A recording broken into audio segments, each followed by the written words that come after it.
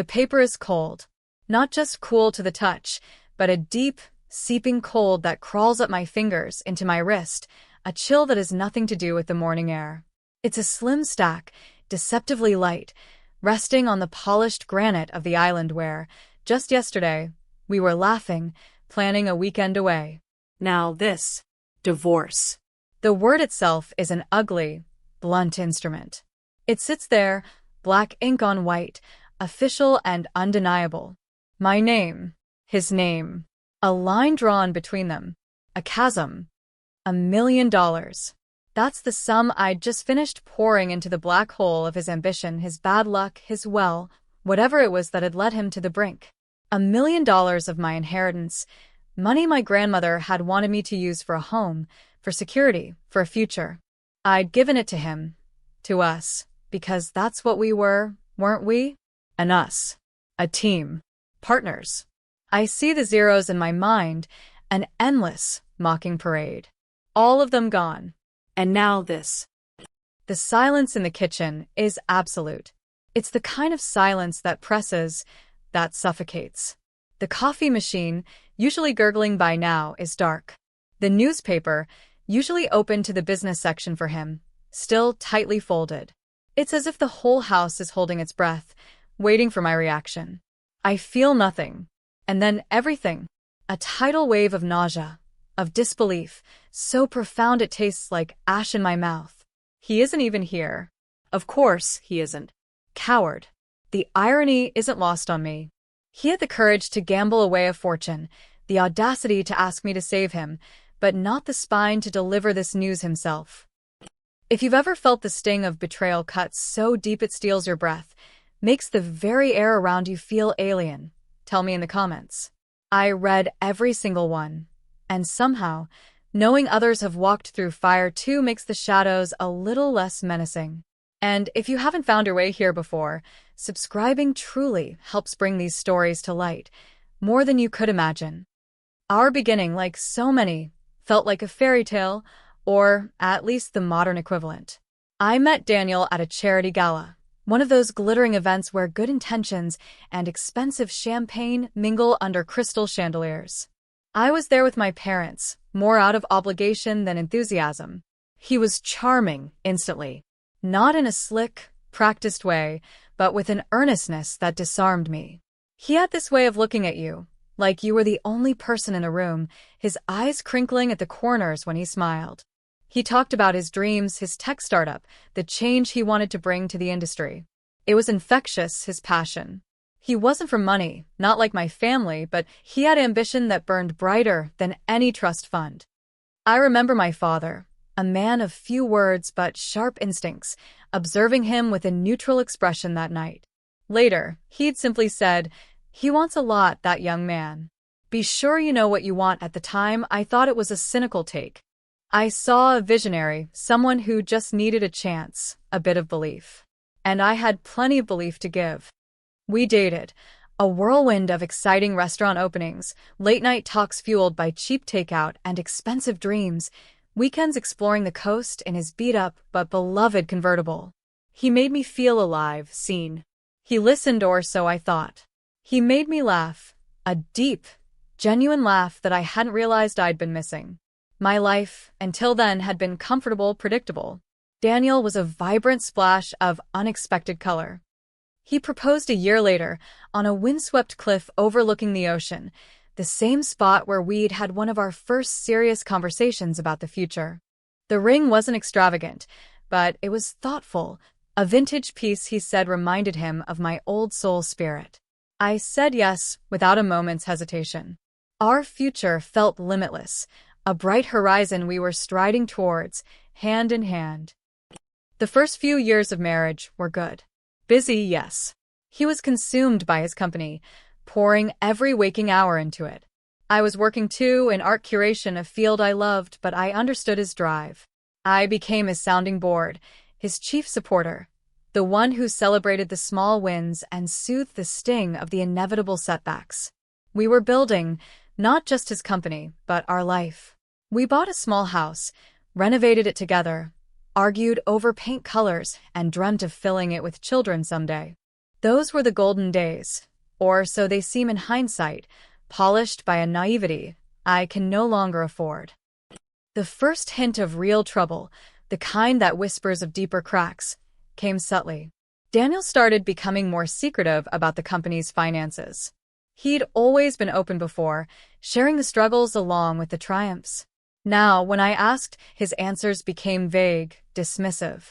"It's complicated, honey. Don't worry your pretty head about it." The casual sexism of that last one should have been a red flag the size of a billboard, but I was still wearing those rose-tinted glasses, still believing in the Daniel I thought I knew. He was stressed, I told myself. The pressure of a startup was immense. I needed to be more supportive, less questioning. Then came the late nights, the hushed phone calls he'd taken in another room, the drawn look on his face that even his forced smiles couldn't quite hide. Our easy intimacy began to fray. He was there, physically, but his mind was elsewhere, lost in a maze of numbers and anxieties he refused to share. I tried to reach him, to bridge the growing distance, but it was like grasping at smoke.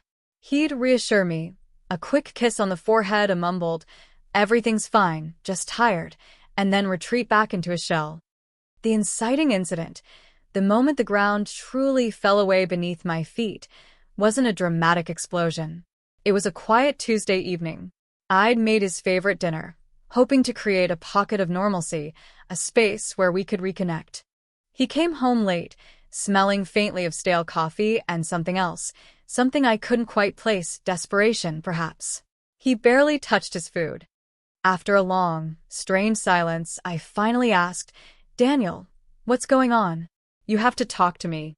We're in this together, remember?" He stared at his plate for what felt like an eternity. Then he looked up and the mask was gone. His face was a ruin of exhaustion and fear. "I'm in trouble, Leah," he whispered, his voice hoarse. "Real trouble." And then it all came spilling out. The bad investments. The deals that had gone sour. The loans taken out against the company, then against future earnings, then came the loan sharks. Not the cartoonish thugs from movies, but men in sharp suits with cold eyes and contracts full of clauses that could strip you bare. He'd been juggling, robbing Peter to pay Paul, hoping for that one big breakthrough that would solve everything. It never came. The number, when he finally choked it out, was staggering. $1 million. $1 million. It hung in the air between us, heavy and obscene. He was crying by then, actual tears streaming down his face, a sight I'd never witnessed. He talked about losing the company, losing everything he'd worked for. He talked about shame, about failure. He didn't explicitly ask, not at first. He just laid out the wreckage of his decisions, the impending doom. My mind reeled. $1 million. It was more than the value of our house. It was a sum that felt insurmountable.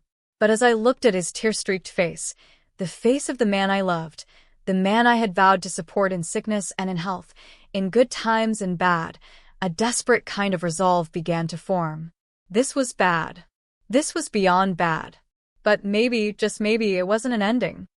"We'll figure it out," I said, the words sounding hollow even to my own ears. But I meant them. Or I wanted to mean them. The next few days were a blur of frantic research, tense consultations with financial advisors, mine, not his, as he seemed to have burned all his bridges, and sleepless nights. The inheritance from my grandmother, a sum I'd carefully invested, was my only real asset of that magnitude. It was meant for my future, for our children's future. Using it to pay off Daniel's catastrophic debts felt like setting fire to my own lifeboat. He pleaded. He swore it was a one-time crisis. He promised he'd learned his lesson. He painted a picture of a future where his company, freed from this crippling debt, would soar, and he would repay me tenfold. He talked about our dreams, the life we were supposed to have. He was a good salesman, I'll give him that. He sold me on a vision of salvation, with me as the key. The decision tore me apart. My head screamed caution, warning bells clanging with deafening intensity. My father's voice echoed in my mind. Be sure you know what you want, but my heart, foolish and stubborn, still clung to the image of the man I'd married, to the vows we'd made. I told myself this was the ultimate test of our partnership. If we could weather the storm, we could weather anything. And so, with a heavy heart and a tremor in my hand, I signed the papers. I liquidated the carefully curated portfolio my grandmother had left me. I watched a significant piece of my security, my independence, vanish into the gaping maw of his financial disaster. The day the final transfer went through, clearing his name, clearing his company, a strange sense of emptiness settled over me. Relief, yes, but also a profound weariness. Daniel, on the other hand, was ecstatic. He was reborn. He hugged me, spun me around the kitchen, his eyes shining with a feverish light. "You saved me, Leah. You saved us. I'll never forget this. I'll make it up to you, I swear." The early struggles I thought were behind us. The monumental struggle of finding that $1 million and making the agonizing decision to use it. Now, I anticipated a period of rebuilding, of healing, not just financially for him, but emotionally for us. I'd envisioned us closer, forged stronger in the crucible of this crisis. How wrong I was. In the weeks that followed, a strange quiet descended. Daniel threw himself back into work with a vengeance, but it was different now. Before, he'd share snippets, frustrations, small victories. Now there was a wall. He was energized, yes, but also distant. The gratitude he'd professed so passionately began to feel like a performance already fading from memory. When I tried to talk about us, about the future, about how we could ensure this never happened again, he'd be evasive. Later, Leah, I'm swamped, or we're past it now, let's not dwell on it. I tried to understand. He was probably embarrassed, ashamed to have needed my help so desperately. Maybe he needed space to regain his sense of self, his provider-protector role that had been so badly shaken. I gave him space. I focused on my own work, on trying to replenish the emotional reserves that had been so severely depleted. I told myself this was a phase, a necessary recalibration. But the distance didn't lessen. It grew. He started working even later. Business dinners became more frequent, often extending well into the night. When he was home, he was often on his laptop, his brow furrowed in concentration, a polite but firm barrier against any intrusion. The easy laughter, the comfortable silences, the casual touches, they all began to dry up. Our bed, once a haven, started to feel like a vast, empty prairie. I remember one Saturday, I'd suggested we go for a hike to one of our old favorite spots. He'd initially agreed, then, at the last minute, begged off. "Something's come up with the European investors, babe. Rain check." The disappointment must have shown on my face because he added, almost impatiently, "It's important, Leah. This is for us," that phrase again, for us, but it sounded increasingly hollow, a justification rather than a truth.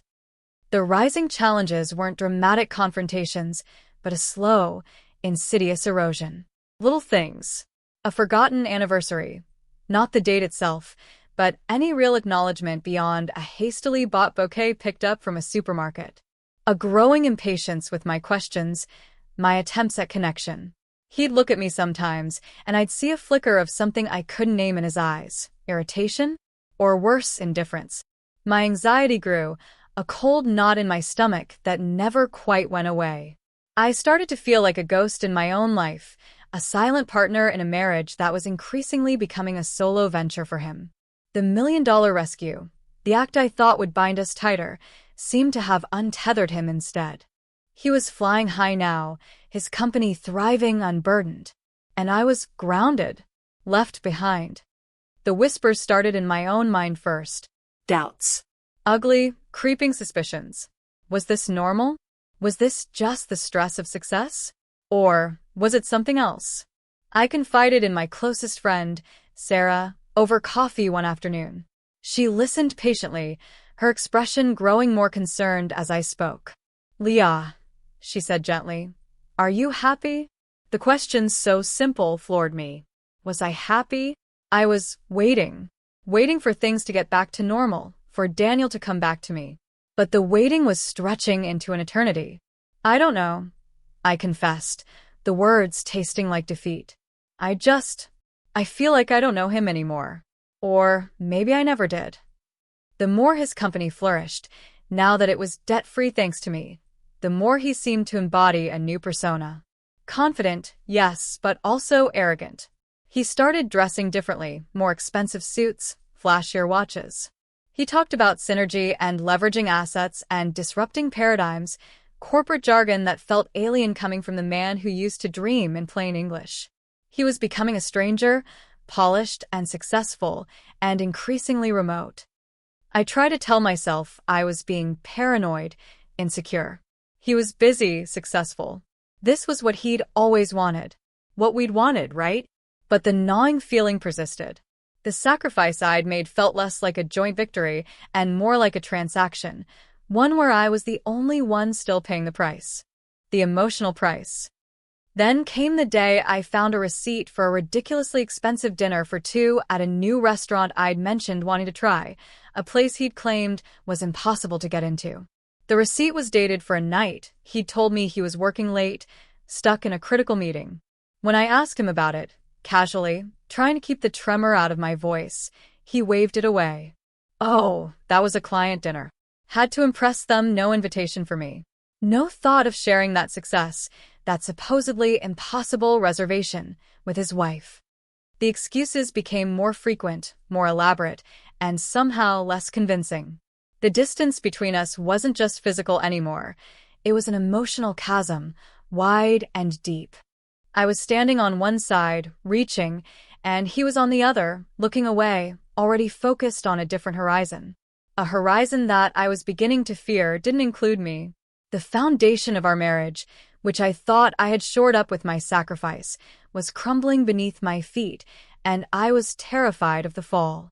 The midpoint shift, the moment the last vestiges of my denial shattered, arrived with the mundane thud of mail hitting the hallway floor. It was a crisp, official-looking envelope addressed to me. Not junk mail, not a bill.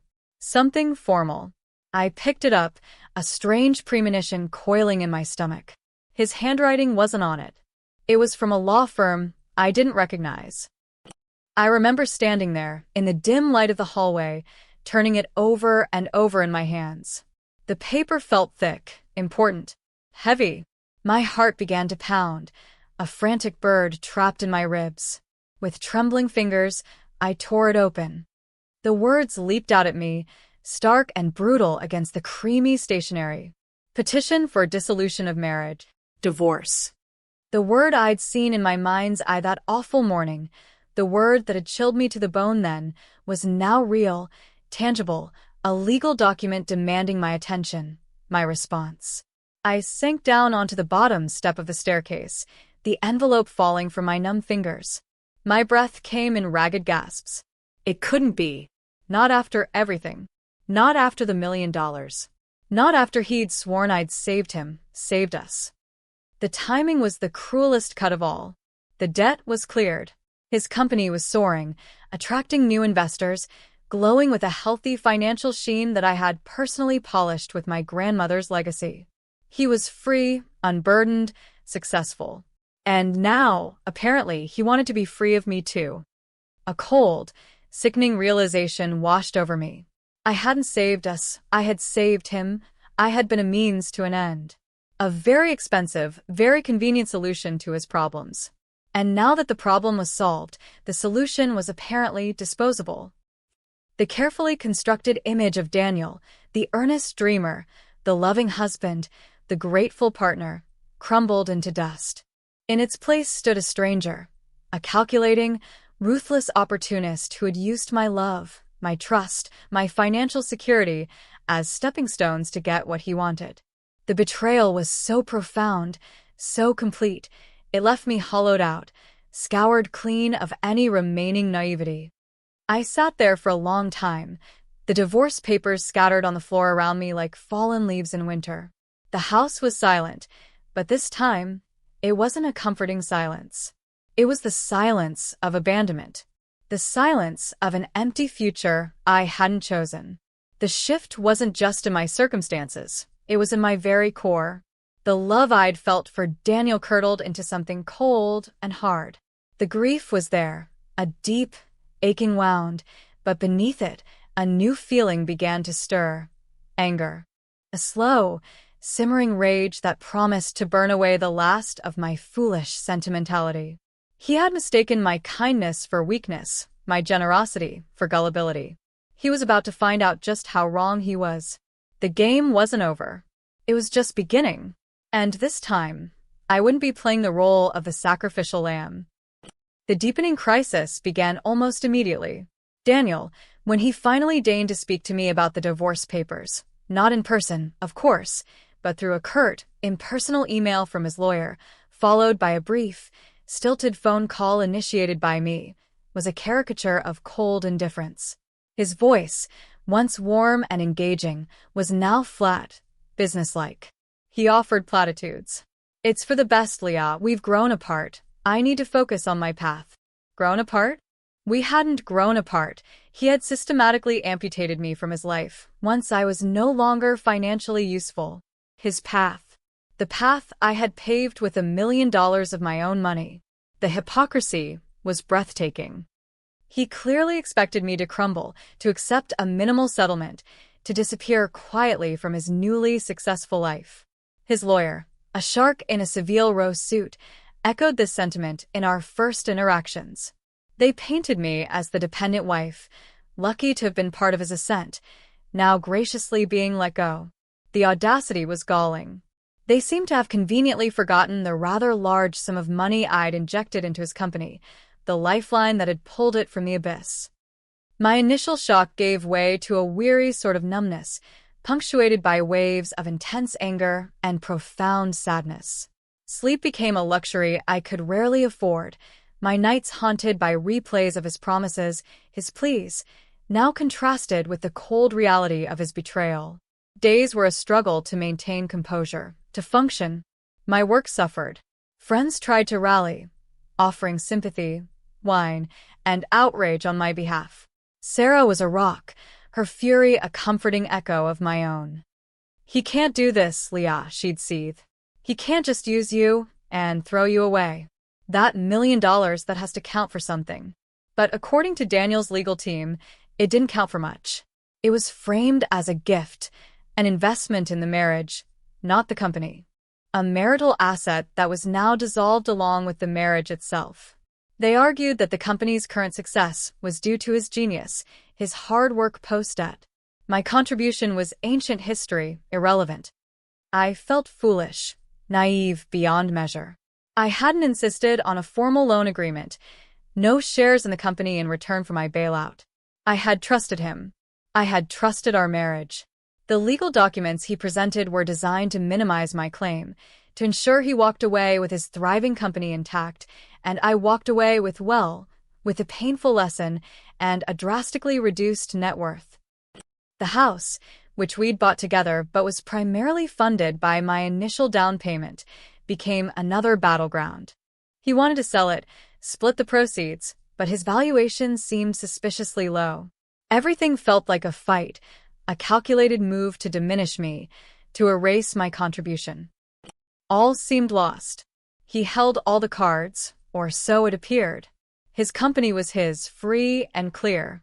His future was bright. Mine felt like a landscape of ruins. The man I had loved, the life I had believed in, were illusions. The weight of his betrayal, coupled with the aggressive legal maneuvering, was crushing. I spent many nights staring at the ceiling, tears silently tracing paths down my temples, wondering how I could have been so blind, so stupid.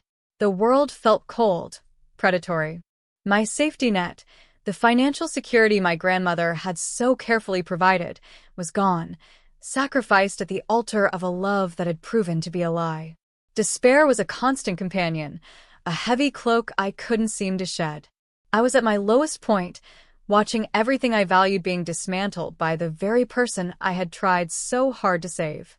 It was during one of these bleak, sleepless nights, sifting through old boxes of papers in a desperate attempt to find something, anything, that might give me leverage, that I stumbled upon it. Not a legal document I'd signed with Daniel, but something else entirely. It was a thick, leather-bound portfolio detailing the structure and holdings of my family's trust. My grandfather, a shrewd and pragmatic businessman, had set it up decades ago. My parents were the current trustees, but I was a beneficiary, and certain clauses were designed for long-term family security and strategic investment. I'd always known about the trust, of course, in a vague, abstract way. It was family money, managed by others, a safety net so far in the background of my life that I rarely gave it a second thought, especially since I had my own inheritance from my grandmother. Daniel knew about it too, but he'd always dismissed it as their money, something untouchable and irrelevant to him. He was, after all, a self-made man, or so he liked to believe. He had no idea of its true scope, its quiet power, or the sophisticated investment strategies it employed. He certainly didn't know about its more aggressive acquisition capabilities when opportunities arose. As I read through the dense, legalistic language, a particular section caught my eye.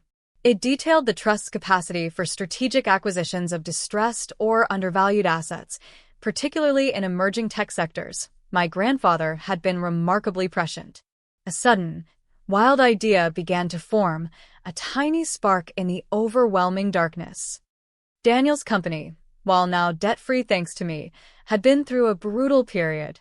To clear that million-dollar debt owed to various lenders, including some rather opaque private credit firms he'd gotten entangled with, he'd had to restructure, take on new, smaller obligations, and probably give up more equity or control than he'd ever admitted to me. He was vulnerable, even if he didn't see it. He was so focused on his newfound freedom from the big debt that he likely overlooked the lingering vulnerabilities, the smaller predators still circling. What if one of those smaller predators, one of those entities holding a piece of his restructured company, was itself acquirable? Or what if his company, in its rush to appear stable and attract new, legitimate investment post-bailout, had taken on a new partner, a silent investor, who was now looking for an exit? The next morning I called my father. I laid out everything. The $1 million, the divorce, Daniel's arrogance, the legal battle. I didn't cry. My voice was cold, steady. I was past tears. I was looking for a weapon. When I mentioned the trust and the clauses I'd rediscovered, there was a long pause on the other end of the line. "Your grandfather was a very smart man," he finally said, his voice thoughtful. "He believed in protecting his own, and he didn't like bullies. Or fools who squander good faith." He asked for Daniel's company name, its current status, any details I knew about its recent financial restructuring. I told him everything I could remember from those stressful weeks, snippets Daniel had let slip, information I'd gleaned from the periphery. "Let me make some calls," he said. "No promises, Leah. "But let's just say we'll look into the investment landscape around your husband's promising enterprise." That phone call was the turning point. The despair didn't vanish overnight, but the crushing weight of helplessness began to lift. In its place, a cold, hard resolve settled in. Daniel thought he was untouchable, that he'd won. He thought he'd played me and discarded me. He had no idea that the game was far from over. He'd underestimated me, and more dangerously, he'd underestimated the quiet, far-reaching influence of a family that protects its own. The plan was audacious, almost unthinkable, but the more I considered it, the more a grim satisfaction bloomed within me. It wasn't just about revenge, though the thought of wiping that smug, confident smirk off Daniel's face was undeniably appealing. It was about justice. It was about reclaiming what was mine, not just the money but my dignity, my power. He had used business to betray me. It was only fitting that business would be his undoing. The decision was made. I would fight, not with tears and pleas, but with the silent, overwhelming force he never saw coming. The hunt had begun. The days that followed were a strange mixture of outward compliance with the divorce proceedings and secret, intense activity. My father, true to his word, had mobilized the trust's advisors. They moved with a quiet efficiency that was both terrifying and exhilarating. They were sharks too, but they were my sharks. They discovered that Daniel, in his haste to stabilize after I paid off the primary $1 million debt, had indeed taken on new, smaller lines of credit and silent equity partners to manage cash flow and project an image of robust health. Some of these were smaller investment firms, always looking to flip their stakes. One in particular held a significant, though not majority, share, enough to cause serious disruption if it changed hands. Enough to make a play for more. Daniel, meanwhile, was swaggering.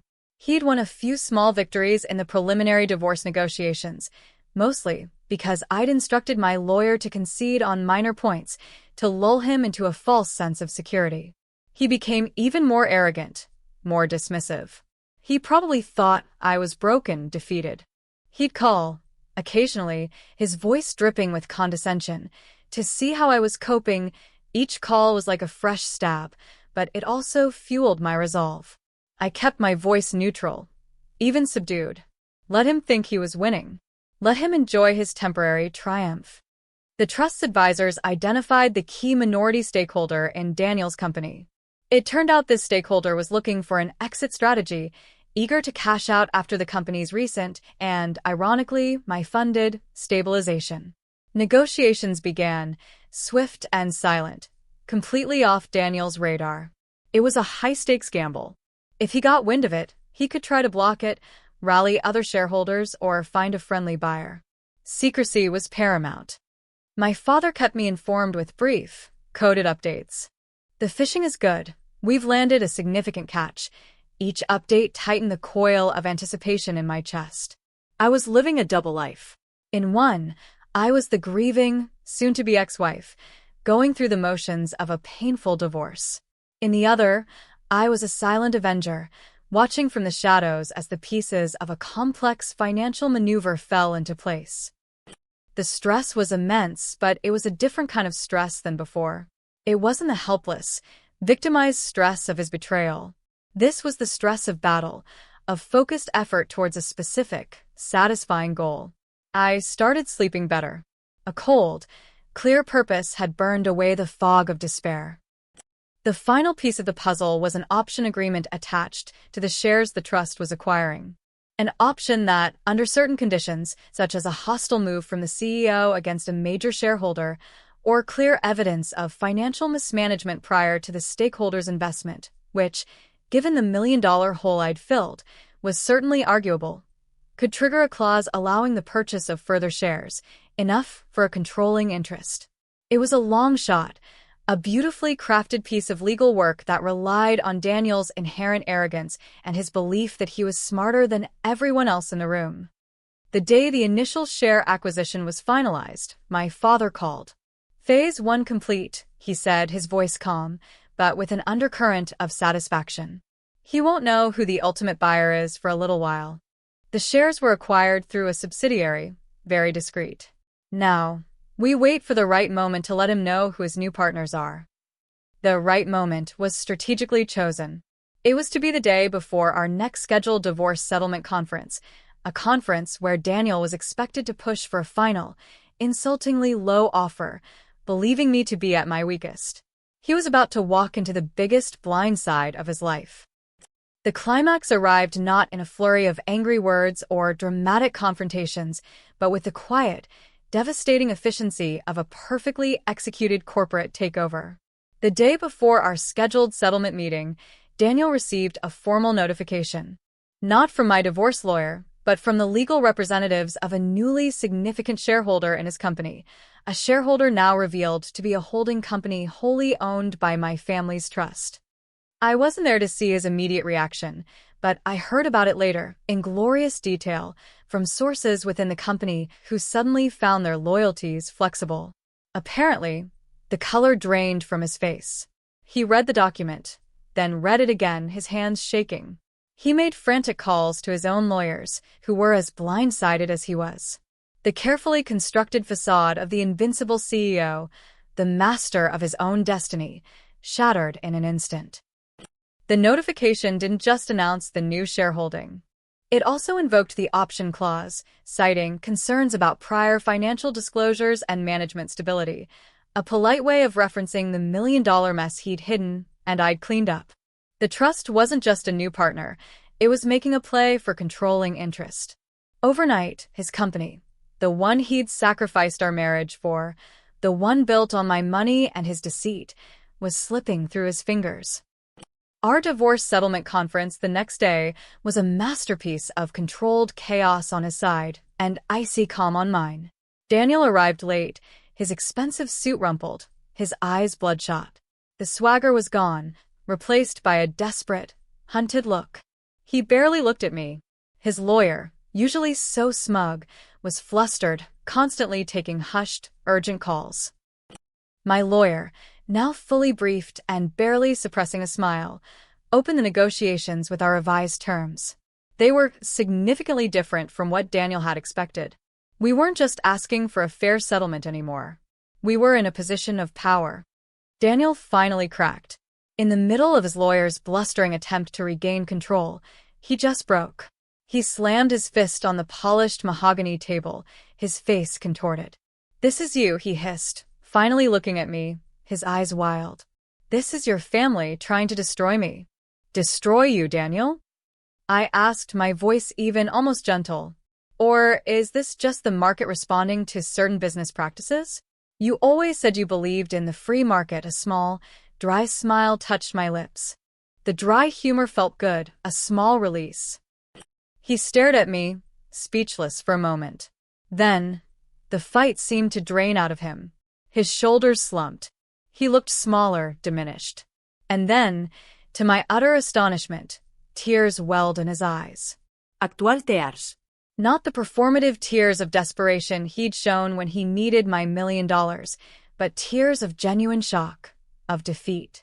The great CEO, the master manipulator, was crying because the tables had been so utterly, so completely turned. He'd filed for divorce thinking he was shedding dead weight, securing his triumphant future. Now, that future was owned by the family of the woman he'd betrayed. "How could you?" he whispered, his voice thick with unshed tears and disbelief. "After everything, I built that company. You built it on a foundation of lies, Daniel." I replied, my voice still quiet, but with an edge of steel. "And with a rather significant capital injection from me, if you recall. Consider this a very aggressive form of repayment." The negotiations, if you could call them that, were swift after that. He had no leverage. His company was effectively under new management, my family's trust. His position as CEO was tenuous at best, his reputation in tatters once word of this got out. And it would. He agreed to all our terms for the divorce. More than agreed, he capitulated. The house was mine. A significant portion of his remaining personal assets mine. He walked away a broken man, stripped of his company, his credibility, and the fortune he'd stolen from me, and then tried to protect by discarding me. Watching him sign the final papers, his hand visibly trembling, I felt not joy, not exactly, but a profound, cold satisfaction. He had engineered his own downfall with his greed and his cruelty. He had pointed the gun at me, and in the end, it had spun around and fired directly at himself. He cried, yes. He cried for his lost company, for his lost status. I doubt he ever shed a single genuine tear for our lost marriage or for the pain he'd caused me. But that no longer mattered. I had survived. And in a way he could never comprehend, I had won. The aftermath was quiet. The storm had passed, leaving behind a landscape irrevocably changed. Daniel disappeared from my life, and soon after from the company. The trust, true to its pragmatic nature, installed competent management. They had no interest in running it themselves, only in ensuring it was a stable, profitable asset, or one that could be profitably sold later. The irony was, with proper oversight and ethical leadership, the company actually had a good chance of thriving. Daniel's ambition had been there, but his character had been fatally flawed. I kept the house. Walking through its rooms that had once echoed with laughter and then with suffocating silence, I began to reclaim it, space by space. I repainted walls, changed furniture, filled it with things that brought me joy, my art, my books, the scent of fresh flowers. It was no longer our house, it was mine, a sanctuary.